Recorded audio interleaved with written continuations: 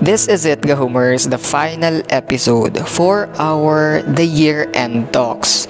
To close this series, we get to hear from my friend and co-leader Goldwyn kung ano yung pag-asa at motivation na pinanghawakan niya this year to keep going kahit maraming pwedeng maging excuse or reason to stop.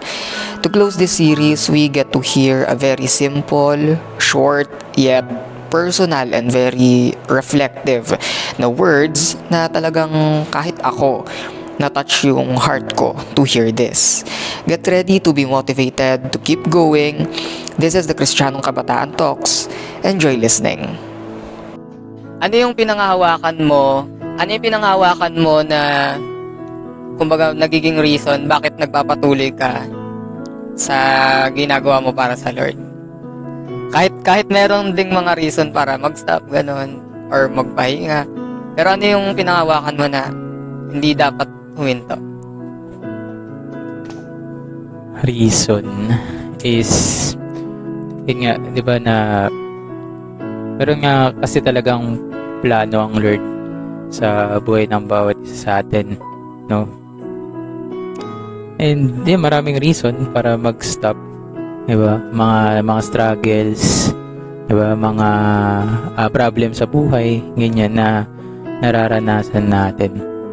Pero lagi akong nananampalataya sa Lord na maganda yung future na nakalaan para sa atin. Diba? Kahit may mga times na talagang nagda-doubt ako sa sarili ko, ganyan. And tinutuldukan ko na natapos na ang lahat, ganyan, failure na. Pero yung katulad nung, kaya naiyak ako kahapon niya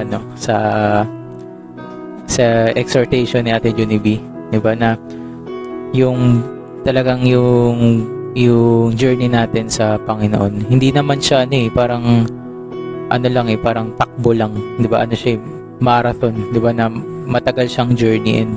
And kapag nag-fail ka, sa tingin mo nag-fail ka, tapos na siya agad. Pero araw-araw sa buhay natin talagang may gagawin at may gagawin ang Lord. Diba? Kapag hindi pa hanggat buhay pa tayo, hindi pa tapos yung laban natin. Diba? And yung grace and yung love talaga ng Lord, yun yung sa akin, nagpupush pa to keep going, diba, sa journey. Kasi kung wala yun, kung hindi ko nararamdaman yung nararanasan yun, matagal na akong nag-give up, matagal na akong sumuko, diba. Yung pangako nga ng Lord is lagi niya tayong sasamahan, diba, hindi niya tayo iwan, diba. Pangako niya na lagi niyang ipoprovide yung mga pangangailangan natin, diba, every time na siya yung priority natin, diba. Yung pangako niya na hanggat na manatili tayo sa kanya hanggang sa wakas, di ba? Makakasama natin siya. Kaya yun yung mga reason kung bakit talagang hanggang ngayon nagpapatuloy pa rin ako. Kasi di pa tapos ang Lord. Alam kong di pa tapos ang Lord. Marami pa siyang plano. This is the last episode for the Year-End Talks, Gahomers. Thank you so much for listening. I hope you learned something. And don't hesitate to get back sa mga episodes na hindi mo napakinggan because there's so much more to learn from those. Stay tuned, follow us on Facebook, subscribe to our YouTube channel, like, comment, and share. Kristiyanong Kabataan ang pag-asa ng bayan. This is the Kristiyanong Kabataan Talks.